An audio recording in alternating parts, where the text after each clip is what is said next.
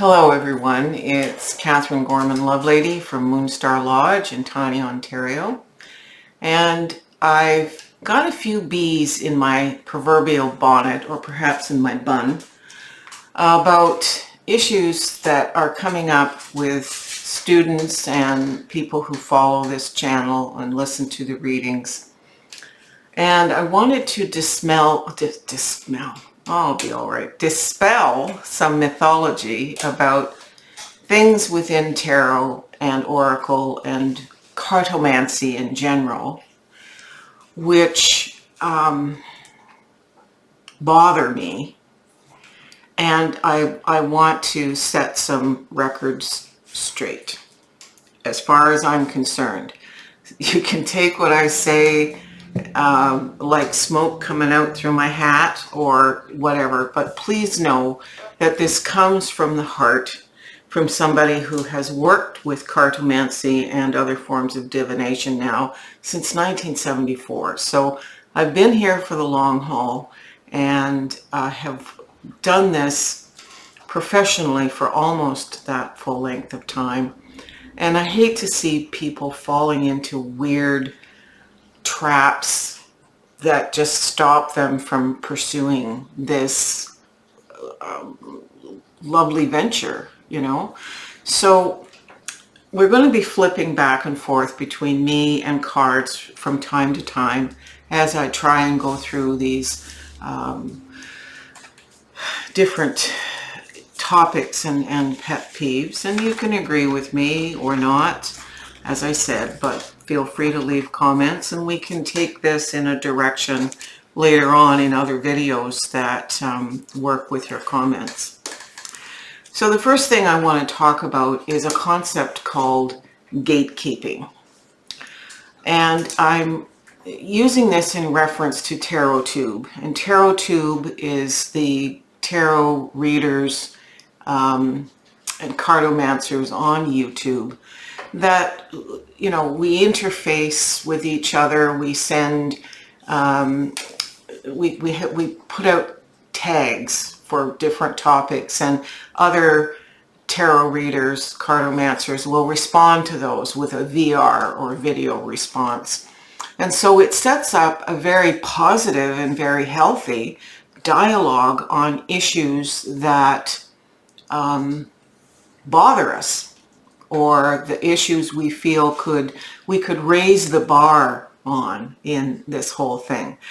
And I think there has been response. So here's an example on some people feel that cardstock is a non-issue, and other people are very adamant that cardstock or quality for your investment is really important. Some people like rose petal finish, some people like matte card finish, some people like linen finish. Other people love glossy because they can take it outside and read at a picnic.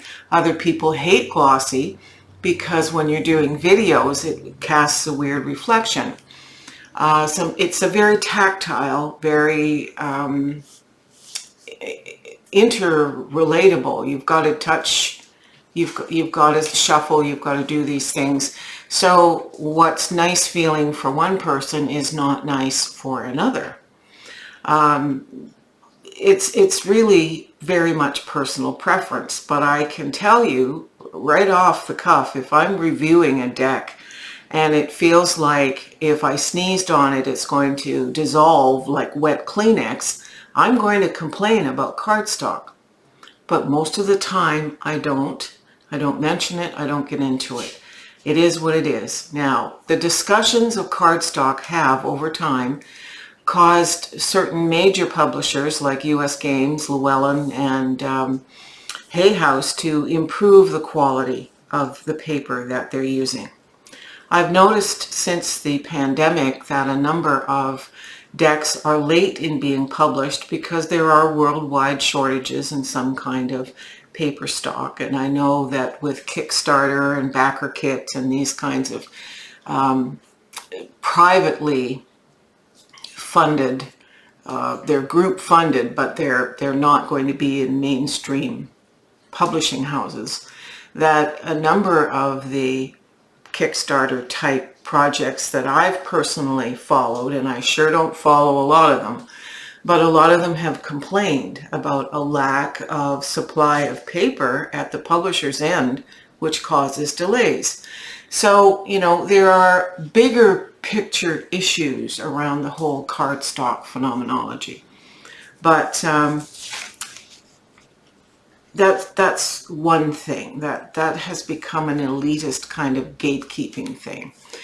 But if you think about popular terms in the vernacular, like, as I said, gatekeeping is a term where certain readers of long standing have said that if you don't do shuffling a certain way, if you don't keep your decks wrapped in red silk, if you don't do, you know, if you don't knock on them, if you let people touch them, then you're a bad reader. No, no, no, no, no.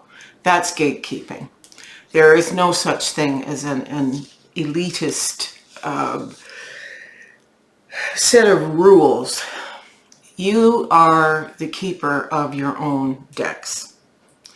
Whether you remove the boxes because you have a very small space to store them, whether you wrap them in cotton or silk or not at all, is entirely your choice. Now, there is a difference in our indigenous tradition around sacred objects because of transfer of energy. So when my students have said to me, yeah, you talk about wrapping certain objects in certain things, that's an energetic perspective. But when it comes to my cards, I know that my interaction with them in the moment is very different. What I'm using them for is very different. It's very personal. It's my connection to source. It's my intention that overrides anything. So while I don't like people coming in and taking my stuff off shelves, it's partly because that's, you know, my system of organizing. I had a friend here yesterday who wanted to see what the cards were like in a certain deck, and I have decks, sample decks out that people can use. They're still my decks, and I know how to cleanse them. So there's no right or wrong here. It's how you intend to use them. Do I let people shuffle cards? Not during COVID, because it's a pandemic and I'm respecting social distancing. That's all. That's all it is. I'm trying to keep myself safe as a person with an autoimmune disorder and keep the person feeling comfortable that I'm not invading their space by setting an expectation. What happens a lot of times too, I've noticed in the past, is if a person is asked to shuffle the cards or cut the cards or anything like that, all of a sudden they're in their head and they're thinking about how they're doing it and are they doing it right.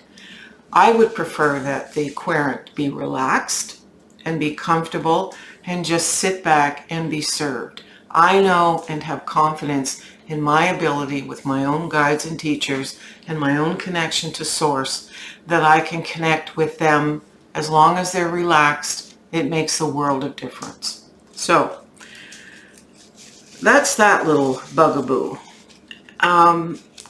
Since I talked about shuffling, let's continue with shuffling. Is there a right and wrong way? I get that asked of me all the time. No.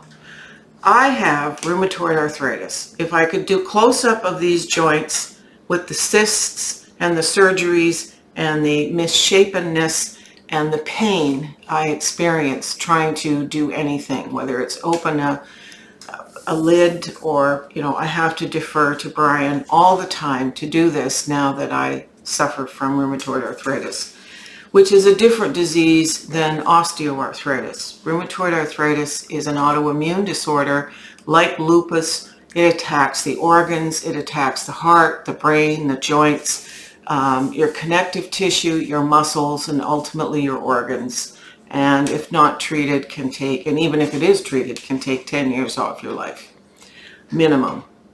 So I'm very conscious not to damage my joints. And I'm also self-conscious shuffling on camera. Why would that be an issue? Well, there are some people that are jaded enough to think that if you've laid out cards ahead of time before you do your reading, that somehow you've selected cards. There are people who really want to see you do the shuffling. Well, if you followed my videos, you've seen that I have multiple decks in use. I don't do pick a card type things. I don't do very simple readings. I do very complex readings. Some of them are based on the medicine wheel, which requires multiples of 4 cards. So if I've got 5 decks, that's 20 cards. Am I going to shuffle 5 decks and have you sit on camera watching me shuffle and pick cards? No. I'm also extremely self-conscious of how difficult it is on any given day to shuffle on camera with my hands the way they are. It takes me a long time. The other issue, shuffling is a different thing, and we're going to touch upon whether we read reversals or not. So how you shuffle a deck is, going to depend on whether you're reading reversals, because for me, if Brian, can you just flip the camera for a moment? So here's my larger copy of the Animal Spirit deck by Kim Kranz. Basically, I have to grab them and go this way or this way. Why do I do it this way? I don't break them up necessarily and riffle shuffle, because these cards are very thick and it doesn't work very well, and you end up smashing the edges. Kim Kranz specifically states in her instructions that she doesn't read reversals and she doesn't write reversal meanings in her books. So an overhand shuffling, pulling some up, shuffling to the back, shuffling forward, this is fine. If you can riffle shuffle, great, but I would never make it in Las Vegas. They'd laugh me out of that, or Casino Rama, because this is a very thick and very stiff cardstock. And so if this is the best I can do, I know that I've shuffled these cards enough over the years that they are well mixed. And if one did happen to turn upside down, I would turn it right back upright, out of respect for Kim Kranz. So, this is just fine for big cards, and, little cards, the same thing. How you shuffle is how you shuffle is how you shuffle. I have been known to take, when I am reading reversals, and shuffle them like Ode would shuffle them. My dog, if I dropped the deck on the floor, she'd scramble in them. I do that too. And I don't pick the top card or the bottom card, anything like that. I learned many different ways from many different ways of shuffling and handling cards from many different teachers since the 70s. All kinds of them. And I have subconsciously developed the way that works for me. I pick random cards from the middle of the deck after shuffling them. That's how I do it. How you do it is up to you. And let's move from shuffling into reversals, the concepts of reversals. And I'm looking at notes because I did make some notes. When I started in university in 1976, having had some classes in community college and private lessons with tarot, I did a psychology degree. One of the degrees I did a psychology degree. And Carl Jung was the cream of the pack in terms of psychology studies. He was mentored by Sigmund Freud, but the two of them fell apart in terms of their relationship. Jung was a spiritualist. He believed in parapsychological phenomena. He created the concept of archetypes. And the relationship between Jung and his own deck his own deck of archetypes, which was later created and developed by Dr. Robert Wang, fully embraced the concepts of utilizing your inner spiritual depth and connection with Source for using tarot for personal growth, personal transformation, using the concept of the shadow self. The parts of ourselves which we don't like, we don't pay attention to, and if we don't pay attention to them, unless we work on it, of course, these are parts of ourselves that will grow and manifest like a toddler having a tantrum.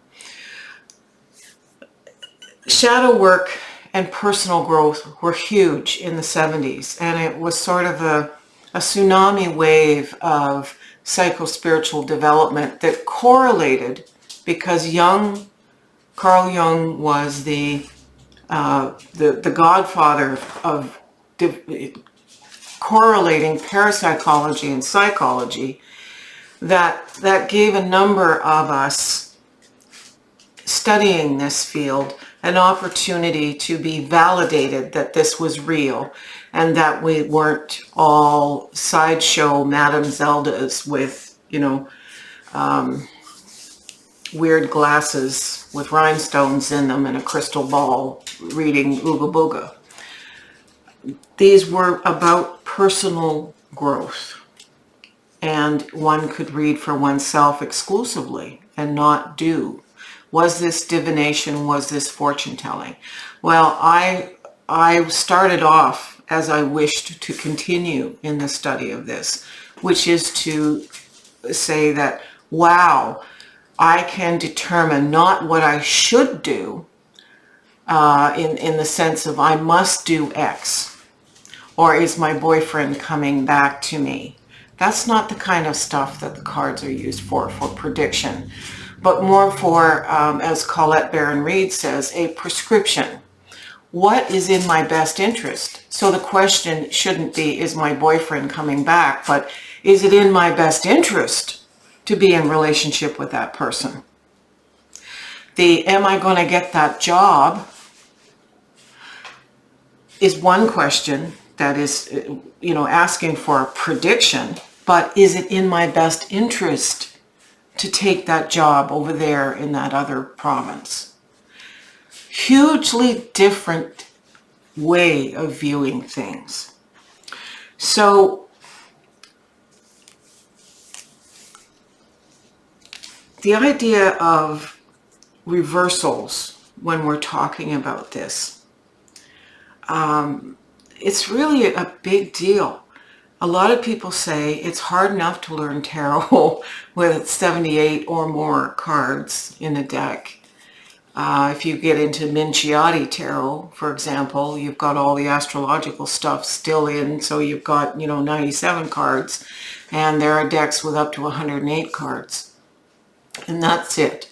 And that correlates to the number of glyphs in the base of the Sphinx that were the original, apparently, glyphs that tarot contributed to the knowledge base of tarot way back when, okay? There's a wonderful historical video by Benabel Wen, and she talks about the origins of tarot and the concept of the gypsies and the context of the Masons and the context of the Chinese and even Mongols. So there's all, and the Knights Templar and all that stuff. The sacred mystery schools and how that contributes to the origins of tarot. So if you look up Benabel Wen on YouTube, she has a series of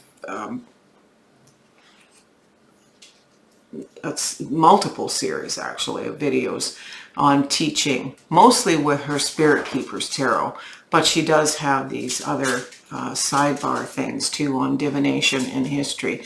Excellent, excellent video. Anyway, reversals. So when I started, getting back to that topic, I was taught to very much read reversals. And so, yes, it does require that you learn, because not all reversals are the opposites of what the upside card meaning or the upright card meaning is. So that required an in-depth study. And one of the computer-based applications or apps that I have is called Unitarot, and it gives you a number of old-time historical decks and what a number of theorists say about each card, both upright and reversed. I've had that app for years, and that helped me in the study.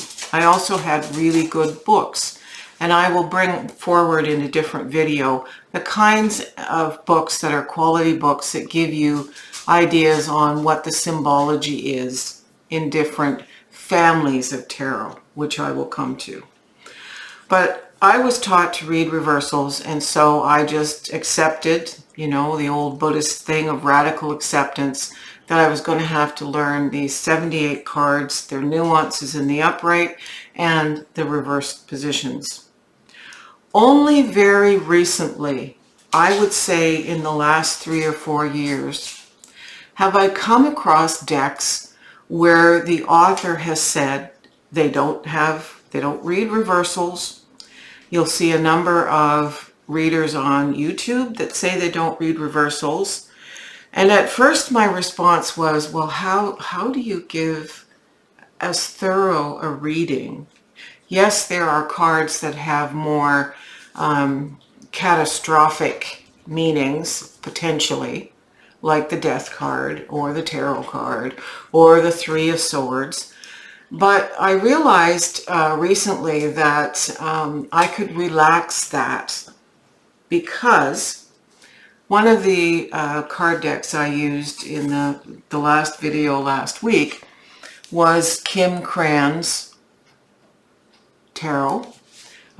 This is the Wild Unknown Tarot. This is the guidebook. You'll know that her deck comes in this keepsake box, and there's a box within a box and all of that stuff, and then there's a sleeve on the box.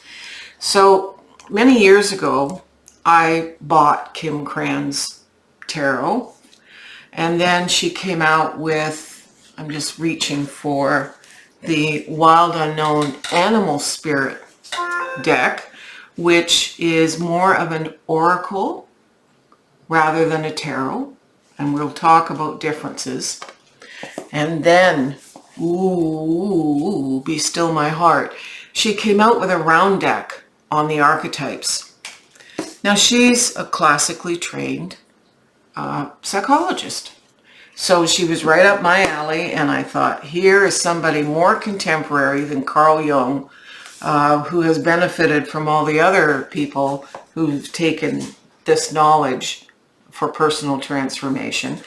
And I don't usually buy the journals and guidebooks, but here's her journal and guidebook. All right, Kim Cran's. So one of the very first things that she says in her books are she doesn't do reversals. So I really had to shift my perspective, because just in the past couple of weeks, she came out with the pocket edition. The pocket tarot in a tin. And the book in here has the same information as the book for the larger deck. The tarot size is very different for these arthritic hands. You'll see that, I don't know if these will match up. Okay, so here's the snake card from the animal deck, and you can see right away there's a big difference. So my hands love the mini decks. Sometimes the quality of the visuals is lacking, because not only do I have arthritis, I have very seriously diminished vision that isn't correctable always by my glasses. And I'm dealing with issues right now with my optic nerve and my pituitary. So I'm going to be seeing specialists and a surgeon soon just to deal with this. So do the little cards always serve? Not always, but these ones do. Because it is line drawing, you know, it's pretty clear to see that this is the Emperor. It's the same card. And because I know the other cards so well, I jumped all over these when I saw these come up as available. And it's a great way if you are just getting into a certain author to see if you like the big decks to invest in. But anyway, she says very clearly in all her books to all these decks that I've just shown you, she doesn't read reversals. And there's a couple of other decks that I've got. Another very contemporary deck from a really well-known Celtic shaman, John Matthews. He and Caitlin Matthews have been producing decks for years. The Tarot of Light and Shadow. It's a 2-deck. These are the most fun cards I have seen in forever.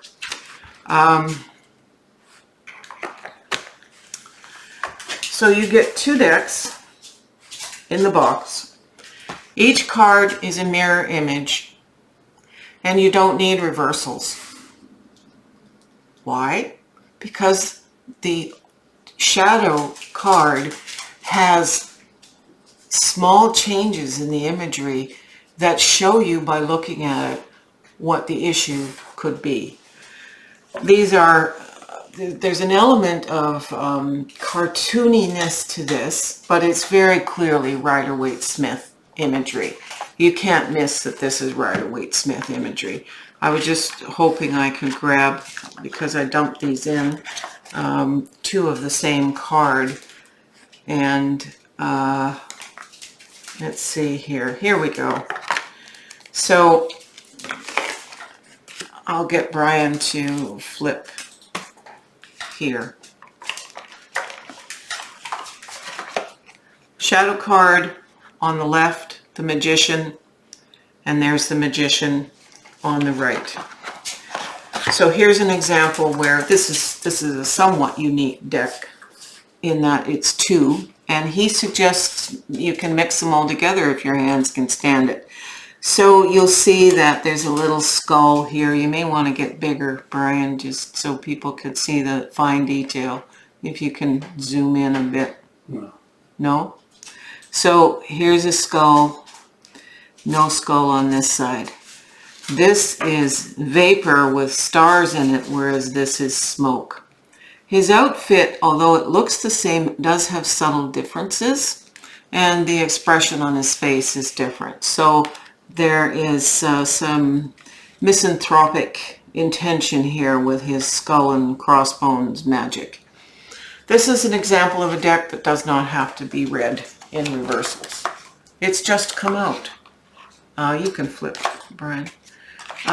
So that's wonderful. This has freed me up a little bit. Am I going to read every deck now without reversals? Absolutely not. I am not going to do that. I have invested almost 50 years in understanding, but one of the things, because reversals can be seen in a certain light, one of my early trainings, and you might find this instead of the doom and gloom of reversals, a book by Gail Fairfield. Now this is my old, very dog-eared copy from the 80s. It's still available on Amazon and Goodreads, not Goodreads, Book Depository, and in an updated cover. It's not this cover. She has 3 books in a series. Now Gail Fairfield, I believe, is still alive. She goes back to this time. Where reversals mean a great deal for me, having my degree, is a reversal is the internal aspect where it's impacting the person only, and the upside is the external reality of the card. So extrinsic versus intrinsic. Huge difference. Now we're getting to see, is this something that others see or is it not? How I am in the world and my internal life. Huge difference in understanding the internal dialogue we have with ourselves. So Gail Fairfield and her 3 books that still exist out there in the marketplace are a wonderful investment. They're not expensive, and they certainly help to clear up the doom and gloom and the misogyny and some of the issues that are associated with the historic concept of reversals. Now, there's a YouTuber called Katie Flowers, and she has an excellent video on YouTube that if you follow her or subscribe to her channel or just even go and look at these decks and concepts, decks and concepts she's into. Katie talks about I think it's like 10 different ideas around reading reversals. She does not read reversals. Cindy on Awakening Spirit does not read reversals. There's a lot of folks on YouTube that don't read reversals, but Katie Flowers has an excellent video on this, and she also talks about the concept of the intrinsic versus the external. Another bugaboo is the concept of astrology. Many readers don't involve astrology in their decks. If you like the correlation of astrology, you can actually find decks that will put a glyph in the corner of the card that tells you how it relates. The Unitarot app that I spoke of gives you the astrological correspondences, and many of the better books on this give you the astrological correspondence. It's like an icing on the cake. The ancient cards, if you get into collecting the older kinds of cards, always have astrological associations. So they will have gods and goddesses. You can take the tangents as deeply as you like, but it doesn't make you lesser of a tarot or oracle reader, cartomancer, if you don't involve that. If it's overwhelming to get into that, don't. If you followed my channel now for the past almost 2 years since COVID, like we actually had videos 7, 8, 9 years ago, but the weekly and multi-weekly videos started with the advent of the pandemic because we'd lost all our teaching, all our workshops, all our ceremonial gatherings. Everything we did was gone with COVID. We couldn't see individual clients. We couldn't open our studio. And I wanted to keep a connection with people because they were connecting with us over the internet in a great deal of distress. So I thought this was the best way to deal with trying to reach our collective audience. And we're coming upon a bit of a watershed with this. If this is, with this 4th wave, this new variant of COVID, it's really restricting where we go. So do we close our doors?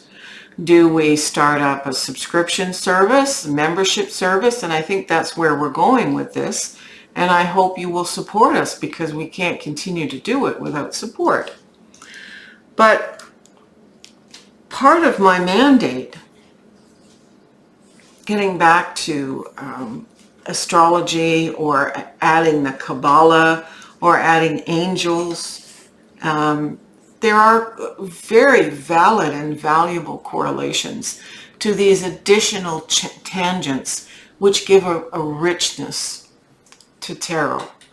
So there are good resources on that, and I think one of the things that we will be doing this winter are some classes, some online tarot classes that spell out these resources, and I will be able to give you PDFs and things with the time to create them on resources which will make it easy for you to cross-reference that.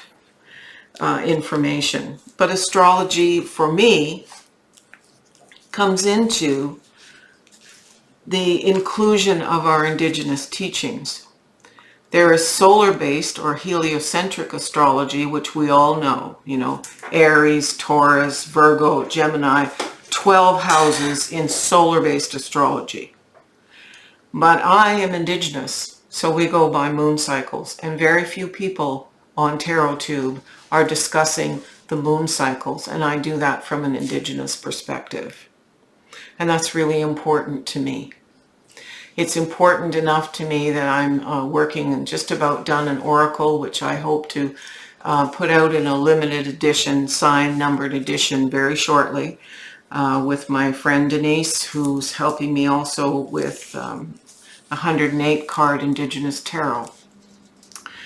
The astrology is important because it's teaching people about rhythms and life rhythms and how to get in touch with the rhythms. And when you get doing divination of any sort, whether it's I Ching, whether it's runes, whether it's Ogham, whatever it is, you're needing to get in touch with rhythms, and these rhythms connect us to the earth, and they connect us with the overarching energy that is within the universe. Call it God, call it the great mystery, call it creator, call it the field of all possibilities, the collective consciousness, whatever you want to call it. So astrology is part of that. And, over the weeks, I will discuss some of that. But I will always incorporate my indigenous teachings. So there are times when I'm doing these programs, you'll see that I have a medicine wheel rather than the lace that's on here today. I keep the medicine wheel tucked away to keep it clean and safe because it's a sacred ritual object. And so it was not made for these videos. In fact, it was gifted to us, gifted to Brian from an Indigenous OPP officer doing a seminar in the Ministry of Corrections when we were working in the super jail in Penetanguishene. It was gifted to us, to him specifically. So, I will always incorporate lunar astrology absolutely wherever I can, and that's important to me. If you want to learn about astrology, there I go. That's an edit. Leave it in. It'll make people laugh. So let's drop the camera, Brian. All right. There are three main categories within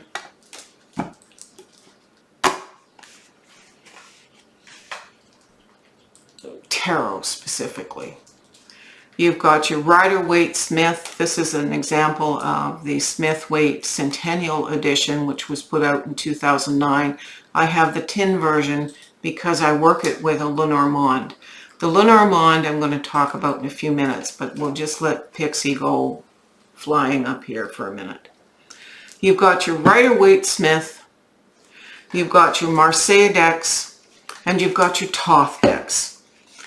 Most people associate the Thoth Decks and the Thoth system with Aleister Crowley. He was part of a mystery school just before the turn of the 1900s. He and Waite were buddies, but they didn't like each other very much because they were in the same lodge. They were mystics. Pamela Coleman Smith was part of that. Lady Frida Harris, who did the drawings for Aleister Crowley, was part of that. But you've got three main schools. You've got the Marseille deck, which predates both of them. Marseille cards, now this is the CBD Tarot de Marseille, which I strongly recommend if you want to understand historic Marseille, because this one is by the late Dr. Yoav Ben Dov, and Dr. Dov has books that are still available, very inexpensive. Again, Amazon, I think, book depository. But these are the classic Marseille decks. And what makes a Marseille deck are these very distinct paintings. And so we go through, you know, we've got the Magician, we've got the Papist, all right, who became the High Priestess. We've got the Empress, we've got the Emperor, we've got the Pope, we've got the Lovers, which gets into the concept of choice, which is an original issue with the Lovers card, not just about love. But this goes back to Marseille and Marseille in France, and it's a very old style. And the thing that people tend not to like is what they are called Pip Decks. So here's the 4 of coins, the 5 of coins, the 6. So you don't get pictures on these of external symbols which could contribute to you recognizing what the card is. They do have court cards. They do have the majors, okay? And here's the difference. The Tower card back in the days of Marseille was called the House of God. This is an old reference that has been morphed into the Tower to get the religious connotation away, but in the historical understanding of what that represented, that's unique to Marseille. There are many. Just a minute, we're having a dog moment. So understanding tarot is better if you study a Marseille deck, and you can get them inexpensively. Just make sure that they are historically correct.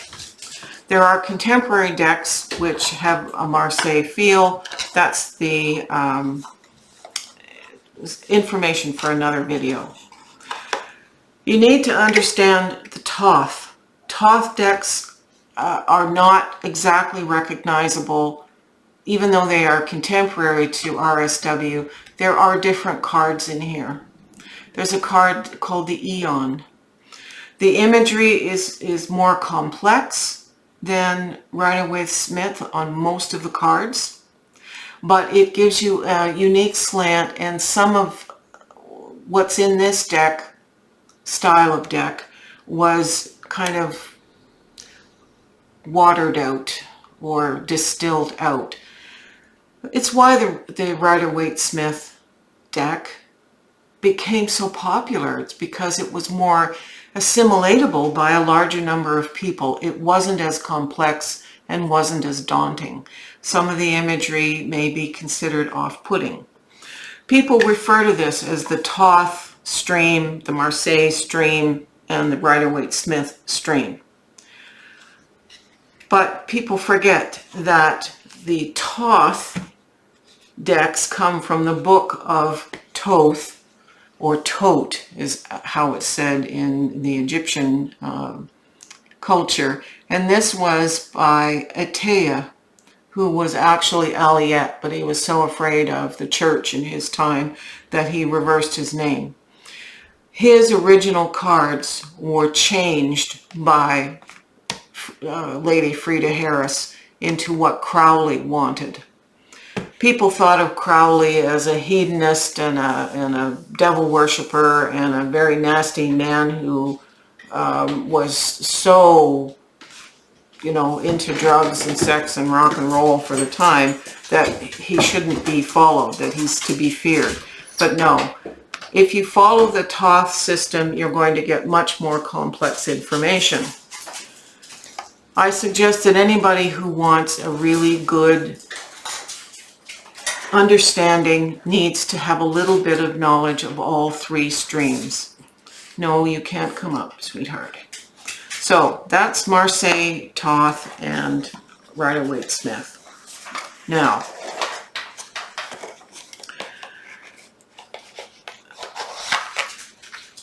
can we flip the... Thank you. I'm going to end this particular video on this note. It's already quite long, and I apologize for that. There are many different kinds of historical, traditional decks.